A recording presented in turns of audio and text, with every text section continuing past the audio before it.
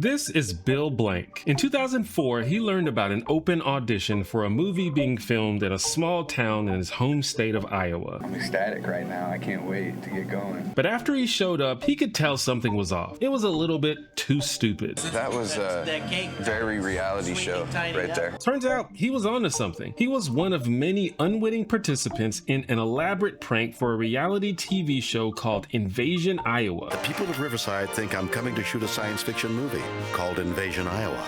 What they don't know is that the movie is fake. What was really happening was a ridiculous series of gags performed by actors specifically to get a reaction from unsuspecting people like Bill. There were a bunch of shows like this during the reality TV boom in the early 2000s, where one person doesn't know what's really going on and everybody else is in on the joke. And it looks like this format is making a little bit of a comeback, unfortunately. It's arguably the most dubious offshoot of the most dubious genre of television. But Invasion Iowa is a unique example. Firstly, it's not just Bill that was being pranked. It was the entirety of a small town in Iowa, which is honestly pretty bold. But it's rare that the subject of the prank starts to actually realize what's going on, because that would defeat the purpose of the whole thing. And that alone made me interested enough to watch the whole series, which is not streaming anywhere, by the way. I literally bought the DVD off eBay, which for the record was not cheap. And in case you were wondering, yes, that's William Shatner, which I thought was pretty random. So I'm going to tell you all about what happens on this bizarre show. And I also want to open the conversation around the ethics of a show like this. But I mostly want to tell you about what happened to Bill after he almost ruined this whole production, even if we have to resort to drastic measures to find out. I never thought about how long ago that was until today. Like,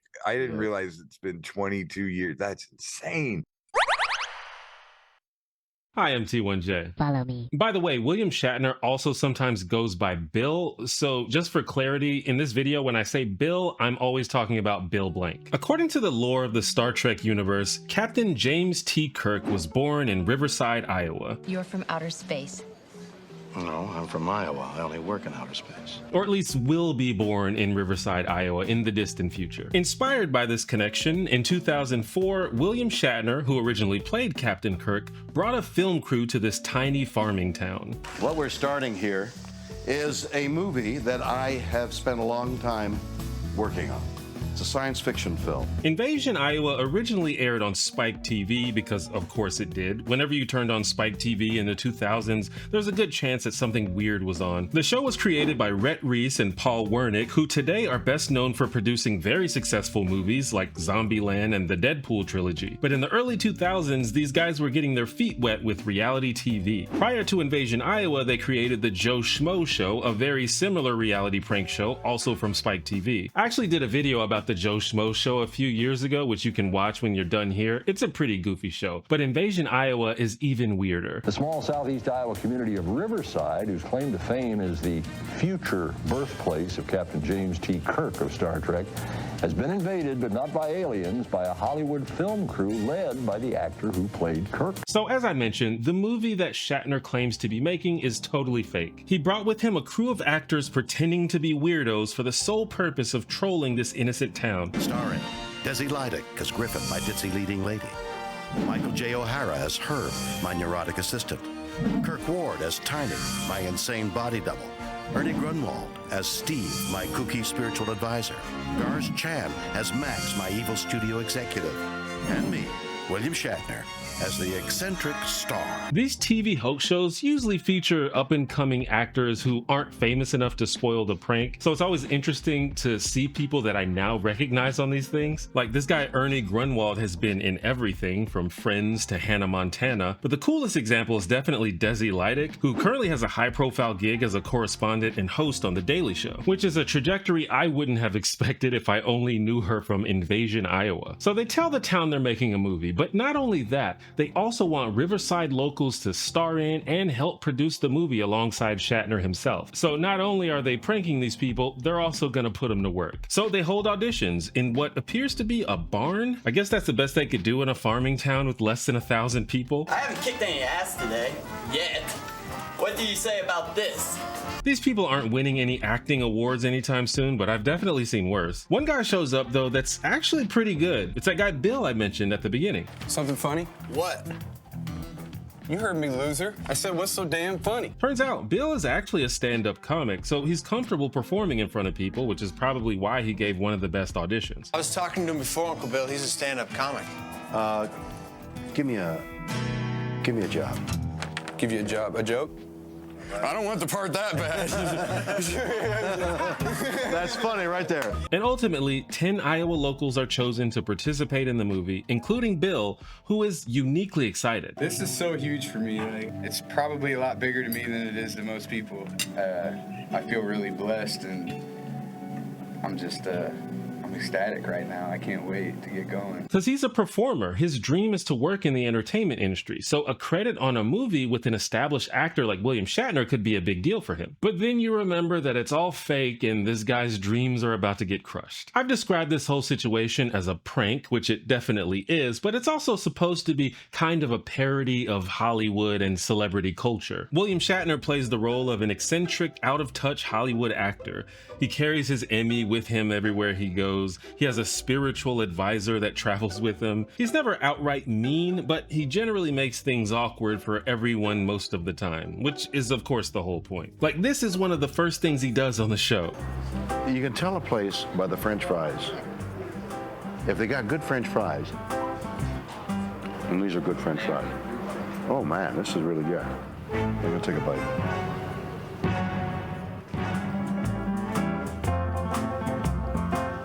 That's really good. Come on, don't touch people's food. Or like this scene where Shatner goes to a beloved historic local church to scout it for a potential filming location. You know, we want to have a wedding in here, and we'll have cameras. I dreamt of, if I could break one of these windows. You're kidding, aren't you? You know, we'd have to look into it, but I'm not kidding. But eventually, they start shooting this supposed movie. And the movie, as you could imagine on a show like this, is completely ridiculous. The movie we're shooting is called Invasion Iowa. Shane Yeager, the main character played by Bill Shatner, travels back in time to stop the impregnation of a small-town Iowa farm girl by the Gurkhan Emperor. And from the beginning, the experience of making the movie is pretty bizarre. Whose phone is that? Cut. Whose phone is that? Whose phone is that? I think it's yours. That what? It's yours. I was supposed to turn the ringer on.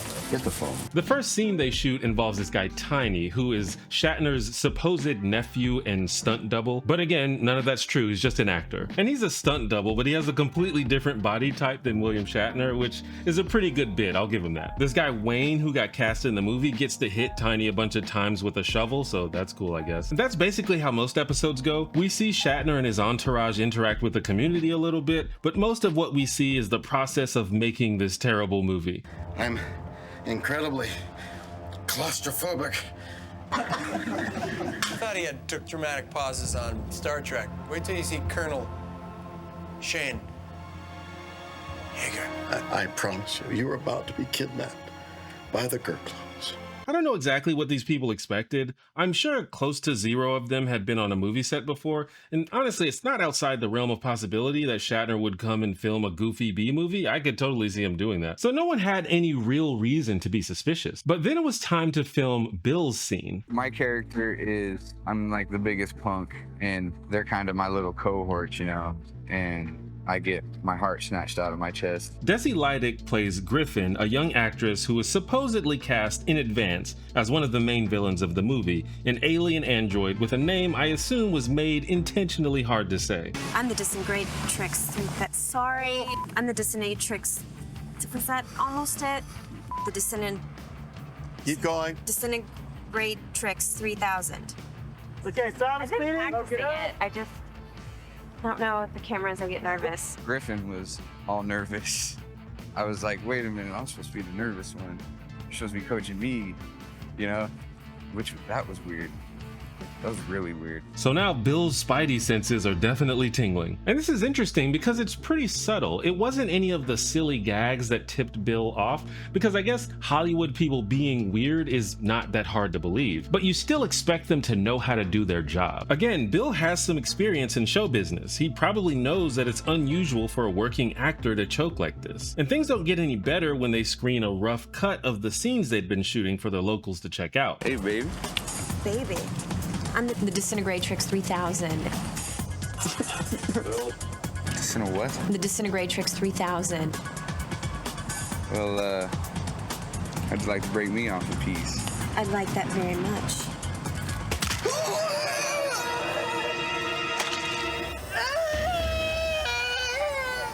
You know, like maybe the movie's really this bad. You know what I mean? I didn't know. You know, you never know. With William Shatner, you never know what is going on. You don't know if he's joking. You don't know if it's totally serious or if he's just wacko, or you know what I mean? You have no clue. Bill Blank, he was more astute than anybody else, I think. He was tuned in more than the others. That was a very reality show right there. Really? You know what? You could just be a brilliant actor.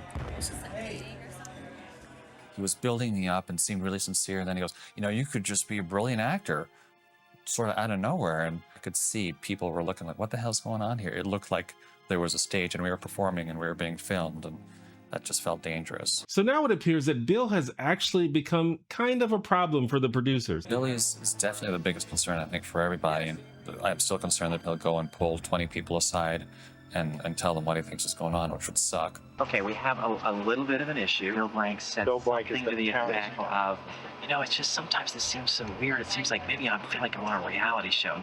We're hanging by our fingernails each day. If they discover us, if they say, it's not right, it's not real, you're making fools of us, and I'm going to tell the town, we're dead.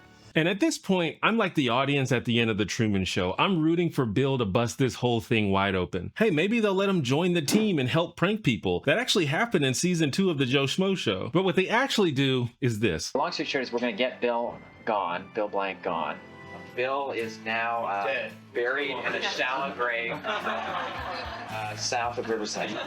Now, Bill has basically been removed from the process in the sense that it was his last shooting day, and we've told him that he's not to be on set, essentially, so we've put out that fire, we hope. What the hell? They just removed him from the show. Damn, I guess he ain't Truman. He's more like Sylvia, that lady that gets dragged away after she talks too much. I kept watching to see if there were any developments with this, and spoilers, nope. Bill is basically not seen nor mentioned again after this. Well, that was anticlimactic. I want to know what happened to Bill. He was so excited, and it seemed like he was gonna be one of the main characters of the show. You know how you watch old shows like this and you just wish you can get inside people's heads and just wonder what they were thinking at the time? Like, did they drag him away kicking and screaming? Is he bitter about the experience? Did he get paid? But then I remembered, Bill Blank is a comedian. I know Invasion Iowa was over 20 years ago, but there's a good chance that he's still a comedian. So I looked him up, and he's definitely still performing to this day. Everybody says necessity is the mother of invention. Bullshit. It's laziness.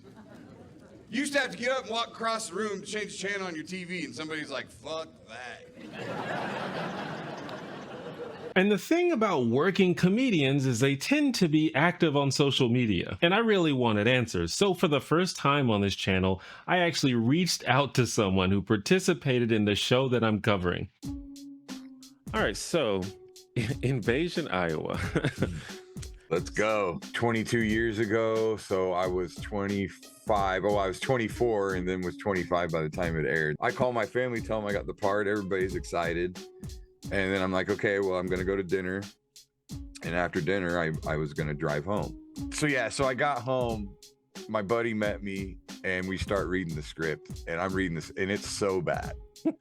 So bad. Where do you think he's from? Not from around here, that's for sure. I know this is going to sound crazy, but I come from the future. I couldn't be certain. You know, if you go in there acting like this is bullshit and you're wrong, you look pretty bad and you're not going to be in the movie anymore.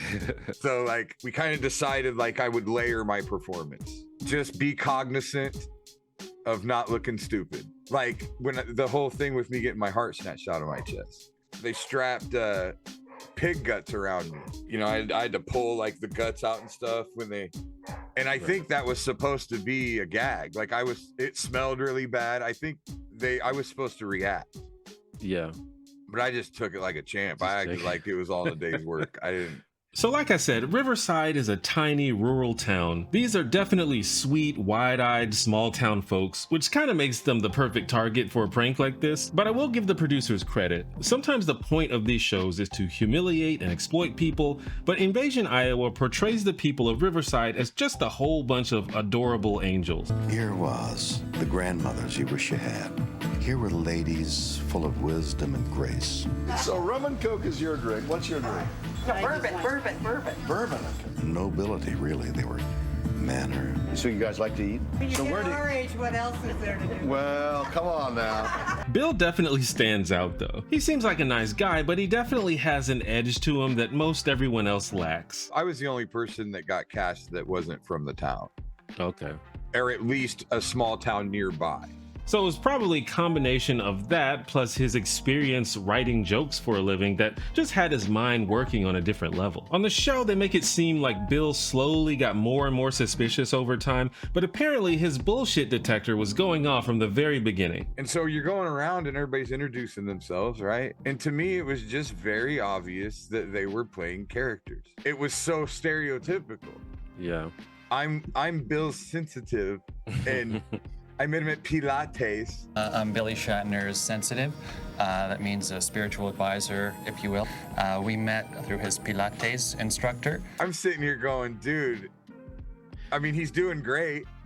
It's a funny, good character, but like, I feel like I'm watching a show right now. And then Tiny, the spoiled nephew, it was obvious to me.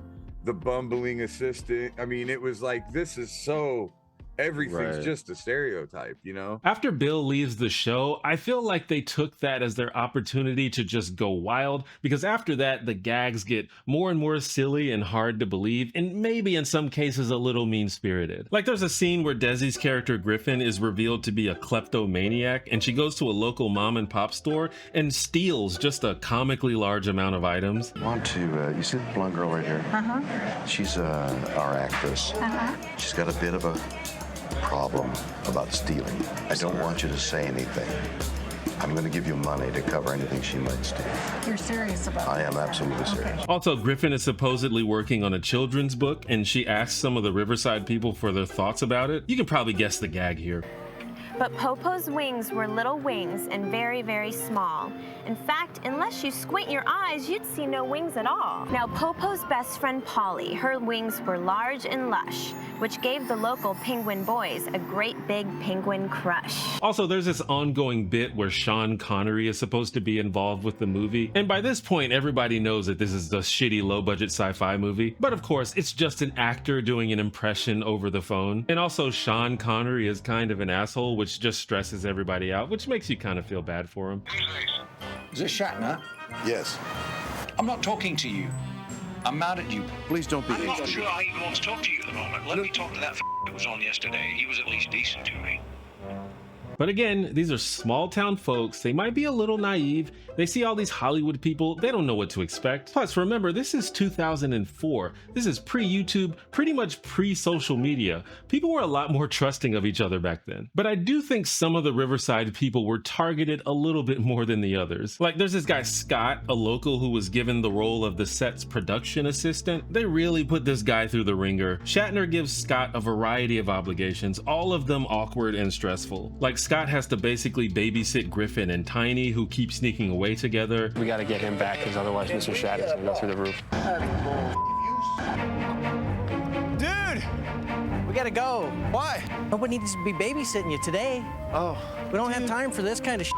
Dude. Let's go. Scott is the main recipient of the fake Sean Connery's abuse. I called him James T. Sucker, and I don't care if he's taking I want to talk to him right now. Also, Scott gets injured during a baseball game, which isn't necessarily part of the prank, but is still some shit he had to deal with due to being a part of this weird show. And those are the types of things that make me uncomfortable when it comes to shows like this, because despite what I just said, Scott and pretty much everyone else seemed genuinely excited to be a part of this project. From their perspective, all of this stress and weird stuff is just part of the hard work that comes when you're making a movie. The more invested and excited everyone got, the cringier it became, because you know that eventually they have to reveal the truth. I feel like I'm getting more and more into this whole experience. I feel really good about it. One of the locals even seemed to form a particular bond with William Shatner. Don Rath offered me this mustache cup made by his late wife. And at first I thought, there's no way I can take this. And then I looked into his eyes and I realized there was no way I couldn't accept it. Honey, you won't believe who's with you. This is William Shatner. I love you so much, Mom. That's what you called your wife? Yes. I'm overwhelmed by your sharing this with me, and I thank you for that. And it's a genuinely touching moment, but it's undercut by the fact that Shatner is literally in the middle of pranking this guy and his whole community, and it makes you question the sincerity of the whole thing. I'd like to think that this meant something to Shatner, but it's possible that he just knew that it was good TV. It's like Bill said, with William Shatner, you never know what is going on. And eventually, Shatner does reveal the truth, first to the cast and crew. There's no movie, but there is a television show. This is a reality television show. Everything in front of and behind the cameras was faked for comedy. This was a movie that wasn't a movie. Hey, you dirty dogs. To make up for all the deception, each person is gifted a check to help them achieve their dreams. For example, Scott had mentioned a few times that he wanted to take a vacation to Hawaii. Scotty Riggin, I want you to go to Hawaii, man, with your wife and kid. You got to go to Hawaii. Thank you.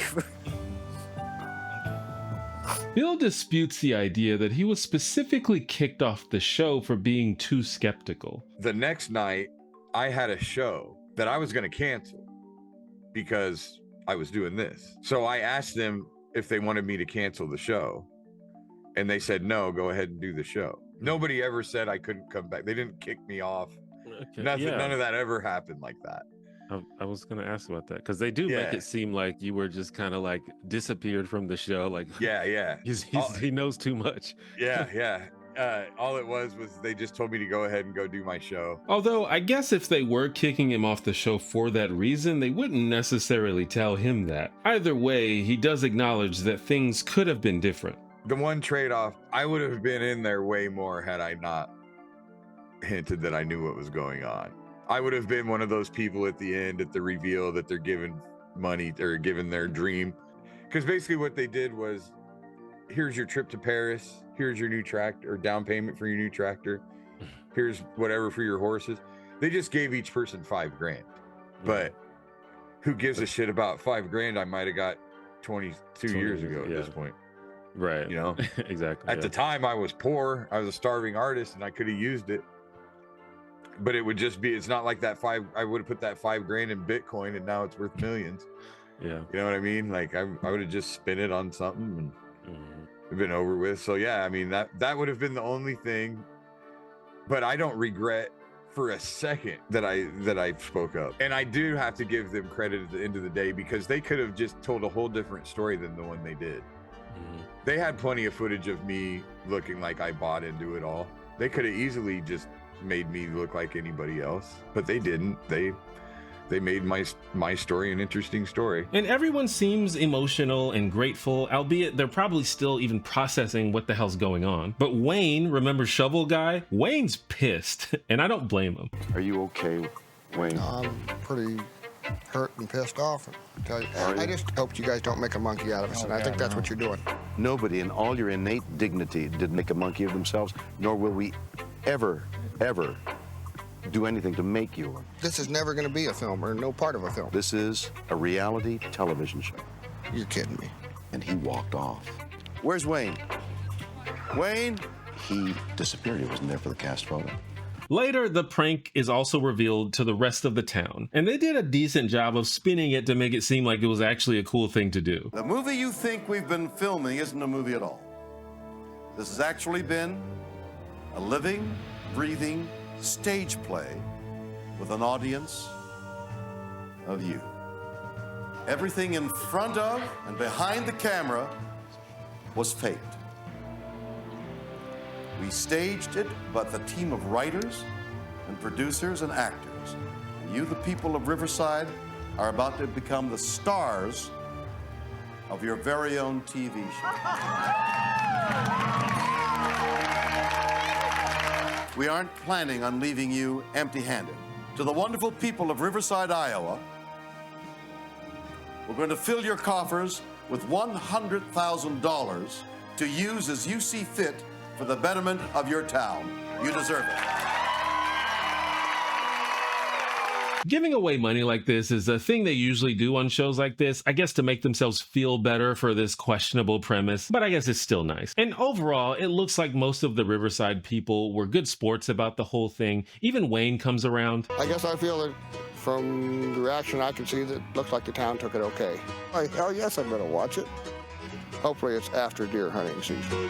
I honestly think he's still pissed off, but he probably just didn't want to be a party pooper. Plus, there's a return of a familiar face. I have an appreciation for this sort of thing, and I think it was the comedian in me that made me realize it was a joke. For his part, Bill seems to have a nuanced take on the whole situation. I think some of them, when it was over, had this genuine feeling that they were friends with William Shatner now. Mm-hmm. And then they kind of realized after a while that, no, we were a pawn in a thing. Again, that makes it sound so negative, and I don't mean to, because it was a moment in time and it was fun. We all just took it for what it was. It wasn't too mean-spirited. I think had it been more mean-spirited, people probably would have been pissed off, but they did a really good job of giving it some heart, and they really didn't make a fool out of anybody. Right. You know, except themselves. All the major gags, the real foolish stuff was on them. And that's because they're smart. They knew that. They knew that wasn't going to play well if they did it any other way. Right. That wouldn't play well with the public. It would just play well with people like me who love a train wreck.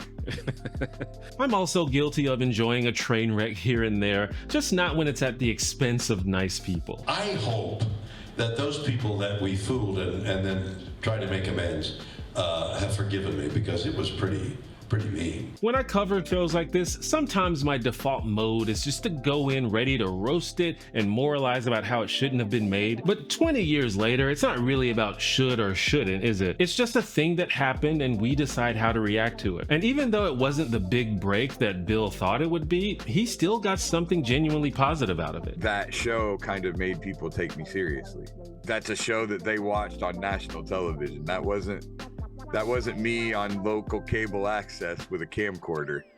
Mm-hmm. You know, that was real shit. Now they're taking you seriously because they saw you on Spike TV. They didn't see you on Channel 13 News.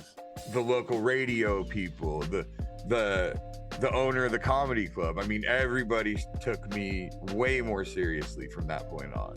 It helped my career a lot. Just more of in a psychological way, I guess, than anything.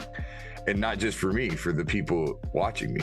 So yeah, I don't know. I randomly stumbled into this show and I just felt like I had to do a video. It's such a weird premise. But getting to speak to someone who was actually on the show opens up a whole new perspective. So massive thanks to Bill Blank for agreeing to talk to me. Where can people find you if they want to check you out? Oh, definitely. BillBlankComedy.com. You can find out, you can link to any social media there. I'm the most active on Facebook, but mostly my podcast, Billy and Willie's Workshop.